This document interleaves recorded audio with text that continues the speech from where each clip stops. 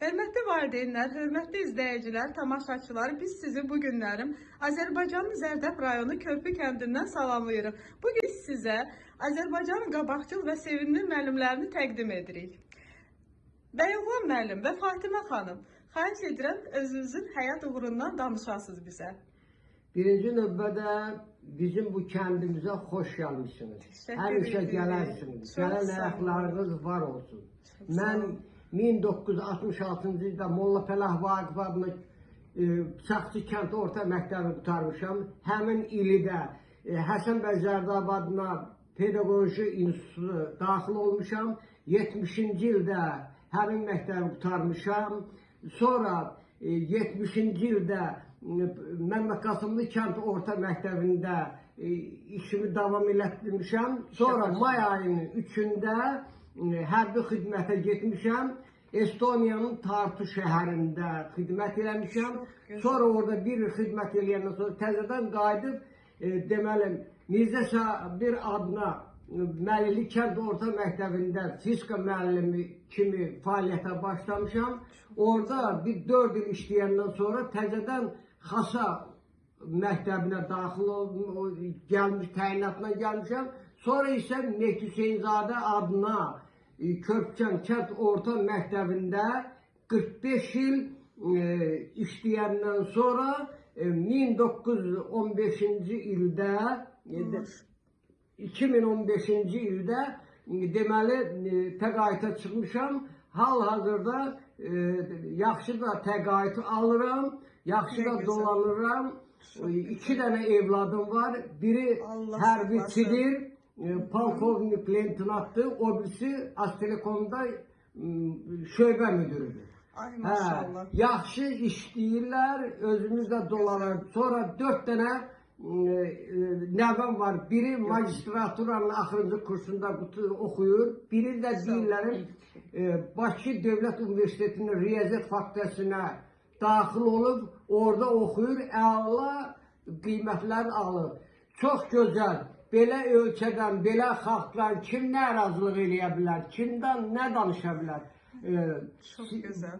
Mənim həyat tərzim yaxşıdır. Özüm də həyatda hobbim deməli ağaçlara qulluq eləmək, təsərrüfatımla məşğul olam, bağçılıqla, yaxşı fındıq bağım var, nə bilim mandarin bağı var, nə bilim çöl təsərrüfatım var, ümumiyyətlə dolanırıq, əla.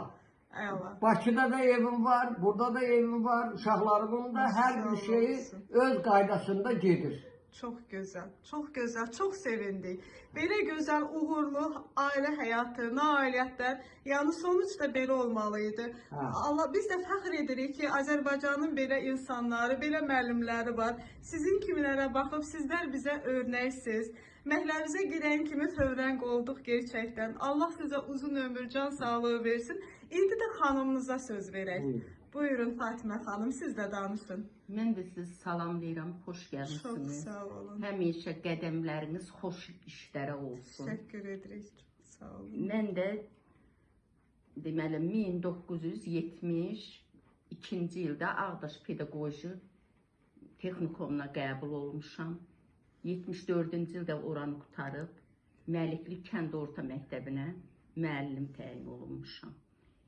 Bir neçə il orada işlədikdən sonra Mehdi Hüseynzadə adına Körpü kənd orta məktəbində işləməyə başlamışam öz kəndimizdə. Çox gözəl. O gündən biz təqaüdə çıxana qədər həmən məktəbdə işləmişik. Elə 74-cü ildə də ailə həyatı qurmuşuq. Bizim 2 evladımız var. Bu 50 illik həyatımızda birgə yaşadığımız həyat devri biz bir-birimizi heç vaxt incitməmişik, bir-birimizə pis söz deməmişik, bir-birimizi dinləmişik.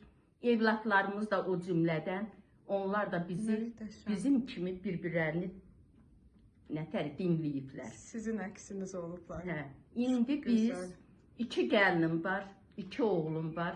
Gəlinimin, böyük oğlumun, hərbiçi oğlumun yoldaşı Sumqayıt 14 nömrəli məktəbin müavinidir. direktor Allah müavinidir. xoşbəxt eləsin onları. Kiçik oğlumun evladı ya ailəsi isə dəmir yolu xəstəxanasında, o da baş həkimin müavini işləyir. Oğlanlarım da biri hərbiçi, o biri isə necə yoldaşım dediyi kimi Aztelekomda Çox gözəl. şöbə rəisi işləyir. Demək olar ki, biz özümüzü ən xoşbəxt ailə hesab edirik. Maşallah olsun. Biz dövlətimizdən bütün bu nailiyyətlərin hamısını biz dövlətimizin sayəsində əldə eləmişik. Dinç həyatda, dinç prezidentimizin rəhbərliyi altında buna nail olmuşuq.